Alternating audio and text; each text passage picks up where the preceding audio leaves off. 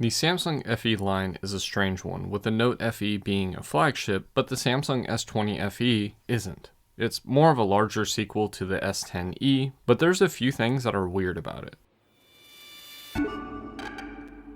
Hello everyone, this is Matt from Real World Review, and today we're going to be reviewing the Samsung Galaxy S20 FE and decide if it's worth buying or not in 2023. Let's get started. Samsung generally is pretty good about making premium phones, and this is where it gets weird. The S20 FE is supposed to be a fan version of the S20 series, more closely to the S20 Plus. But instead of being what people want, it got the S10e treatment in a way. Starting with the design, this is a metal frame. This wraps around the phone and is normal for cheaper 5G phones like the Samsung A51 5G. Starting with the left, we get nothing. Then the top is where the SIM card and SD card slot is, as well as the common microphone. On the right side, we get the volume and power buttons, which is kind of a weird move if you're not used to the S20 series or newer. On the bottom, we get no headset jack. Instead, we get another microphone, a loudspeaker that does pair to the little slit on the top of the screen and gives you a stereo feel, and we also have that USB-C 3.2 port, which allows for 25 watts of wired charging. Moving to the back of the phone, we get the first plastic-backed Galaxy S since the S5, minus the active versions. The Galaxy Note 20 came in about a month prior to the S20 FE, but that one isn't a Galaxy S, even though it's pretty much like the Galaxy S20 FE's twin. The curved back feels good, better than normal plastic, but also not as nice as glass. However, the camera area is glass, covering those 3 cameras and the flash. Moving to the front, we have glass. This is Gorilla Glass 3, which is fine by me. You'll probably break that 6.5-inch 1080p OLED display first, if anything. This is actually a pretty nice screen with about 405 pixels per inch and a screen refresh rate of 120 Hz. Even though I know the screen is supposed to be cheap to save money, it actually looks pretty good. It felt like it lacked a little bit of image quality when watching 1080p video, if that makes sense, since it isn't a 1440p display. But maybe it's just in my head. As for the brightness, it is kind of dim at about 400 nits, and for me, it was actually noticeable. In direct sunlight, it can hit 800 nits, but 400 for normal usage may be a deal breaker for some people. We get the hole punch for the front camera, which is fine, but adding a silver ring deletes the hiding aspect of it. It's kind of annoying. On the bottom, we get the fingerprint scanner, which works fine. It is pretty low, but that's because of the battery and the speaker. We do get face unlock, so you can use that instead if the fingerprint scanner is too low for you. I like how we get the always on display with double tap to wake and sleep, but it does kind of feel like this kills the battery on this model specifically. Normally Samsung does a pretty good job on that. I'm not sure what happens here.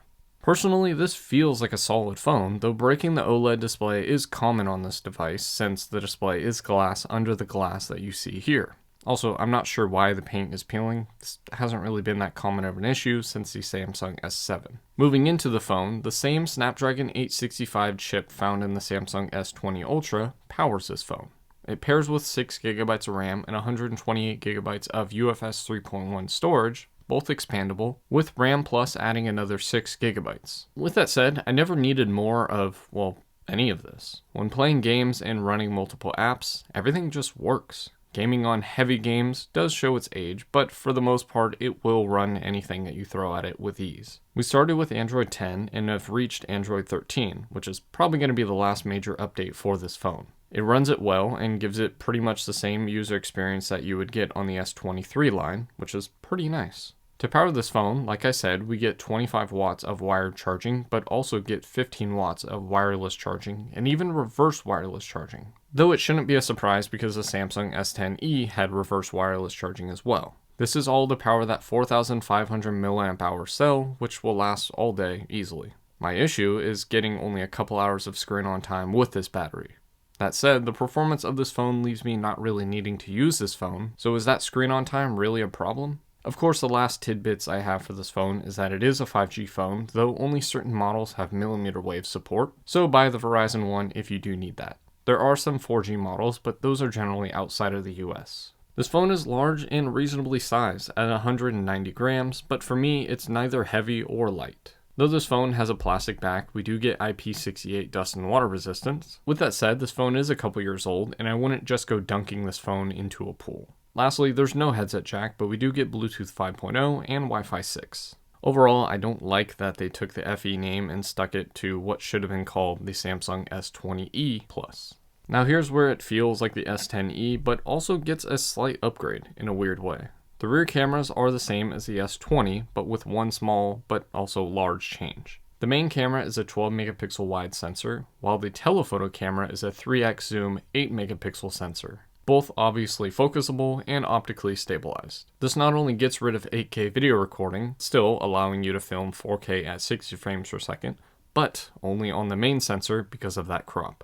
We can do 4K 30 on all sensors, but 4K 60 is only for the main and the front camera. The last sensor is a 12 megapixel fixed focus ultra wide, which is pretty standard. On paper, these are all good sensors, with the S20 series getting a 64 megapixel telephoto over the 8 megapixel one that this phone got. It does cost me less than $10 more to buy the S20 camera set over the S20 FE, so I'm not really sure how much Samsung saved there, but that's probably why they downgraded that camera. Still, this camera set is for those that don't need the latest and greatest, don't need 8K or HDR video, even though you can film at HDR10+ in 4K 30 frames per second on all the rear sensors. Then the front camera is strange. It is a fixed focus 32 megapixel camera that cost me about $7 to buy, while the S20 is a 10 megapixel focusable one that cost me less than $1 to buy. And there's where the rear camera savings went, I guess. It takes 7 or 10 megapixel shots normally with the option of 32 megapixels when chosen.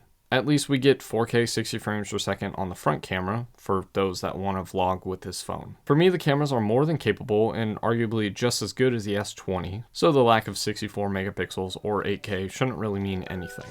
Either way, here's some shots. Enjoy.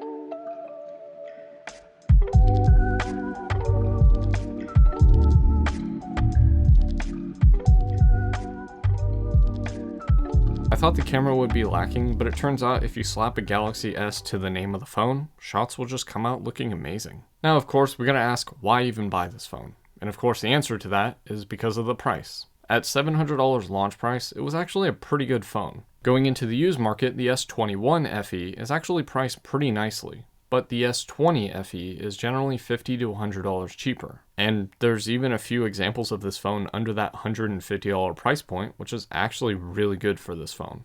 There's no LCD in this phone, the cameras are more than capable of anything you throw at it, and the phone doesn't even look...